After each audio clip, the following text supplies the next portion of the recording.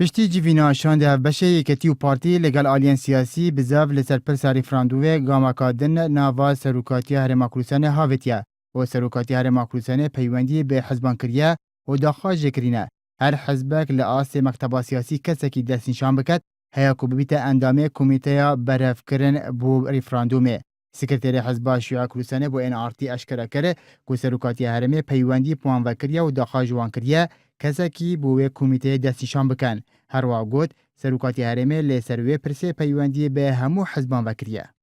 دیوانی سەرۆکایەتی هەرێمەوە پەیوەندی بەمە کراوە و بەمە ڕاگەاندووە کە پەیوەندی بە هەموو حزب سیاسەکان کراوە هەر حزبێکی سیاسی ئەندامێکی مەکتەبی سیاسی کە ئامادە بێت ئەگەر بۆ کۆبوونەوە هەڵوێستی ئێمە بەم جۆرە ئێمە میکانیزمێکمان ئامادە کردووە ئەم میکانیزمە لەوانەیە لە ماوەی هەر بڵاوکردنەوە بە ڕای گشتی ئەندامێکی مەکتەبە سیاسی پارتی به این آرتی ڕاگەهاند حەز دکەن تەبگەڕا گۆڕانجی ئەندام دەوێ کومیتەیەدا هەبیتن و گوتی دێ پاشە ڕۆژێدا ئەو کومیتە دێ سەردەنا بەغ دەکات. ئومێدەوارین هەموو ئەحزابی کوردستانی لەگەر بن چونکە هەڵبژاردن پەیوەندی ڕێفراندۆم پەیوەندی بە هەموو تاکێکی کوردستان وەیە بۆ هەموو خەڵکی کوردستانە ئێمە ئومێدەوارین هەموو لەگەڵ بن و بەیەکەوە بن و ئەگەر لایەنێکیش ئامادە نەبێەوە خۆی دەزانین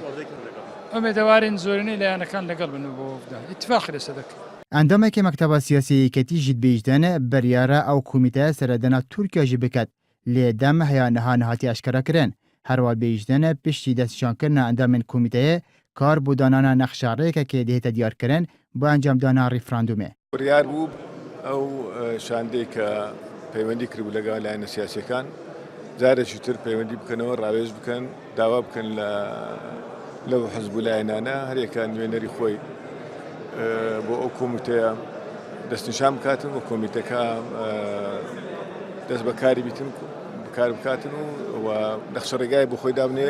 پرۆژەی ڕێفراندۆم چۆن بەڕێوەدەچیتن چۆن بەڕێوە دەبات. هەرێمی کوردستان و تورکیا عێراق و تورکیا ناکۆچەکانی ناوچەکە ئاشتی لە منتیقەکە بە شێوەیەکی گشتی هەر شتێک بێتە پێشەوە. ژالیە خوبەژی یەکگرتووە ئیسلامی تەکید کرد و لە سەرۆکاتی هەرێمێ پەیوەندی پوان بە هاتێکردن و داخوا جوان هاتێکردن کەسێکی بۆ ئەندامەتیا کۆمیتەیە ڕیفراندومێ دەستنیشان بکەن. محەممەد ئەحمەد ئەندامێ جڤاتە جیبجیکردنا یەکگرتو ڕاگەهاند ئەو دخوازن وەکە چا کۆمیتە بۆ پرسە ریفراندومێ تێتە پێکانین بە هەمان ئاوا کۆمیتەیەک بۆ ئاساییکردنا ڕەوشە هەرێمێ و چارەسەرکردنا ئاریشان بێتە پێکانین. داوان کردووە ئێمەش بەو پێی کە ڕیفراندۆم مڵکیش حیزبێک و دوو حیزب و چەند کەسێک نییە بەڵکو مڵکی هەموو خەڵکی کوردستانەوە پرسی سەربەخۆیی پەیوەندی بە هەموو تاکێکی کوردستانەوە هەیە. پێمان باشە ئەمە بکەینە دەرگایەک بۆ چارەسەرکردنی کێشە بەسێراوەکان و ئەو حاڵەتە چەق بەستوی کوردستان لێرەوە دەستی بۆین چاکیکەین بۆیە هەروەکو کۆمیتەی بەدەمەوەبوونی ڕێفراندۆم بە زەڕورە ئێمە لە هەمان کاتا کۆمیتەیەکی تریش بۆ چارەسەرکردنی کێشە ناوخۆیەکان و بگەڕخستنەوەی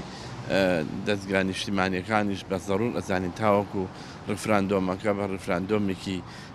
سەنگین و بەهێز و کاریگەر بێتە بەرەنجام. ژالیە خوبەژی پەیوەندی تەفگەڕە گۆڕانجی ئەنارتی ڕاگەاند هەیە نەها ژالیە چ کەسێکی بە ژێرانەهاتیا ڕاگەاندن کۆ نوێنەرە وان هەبە بۆ ئەندامەتیا کۆمیتەیە یا ریفراندومێ و گوتی بێ کارەکردنا پەرلەمانی بەشداریە لە چه پرسێکێ ناکەن و گرێدای بێت بە ریفراندومێ.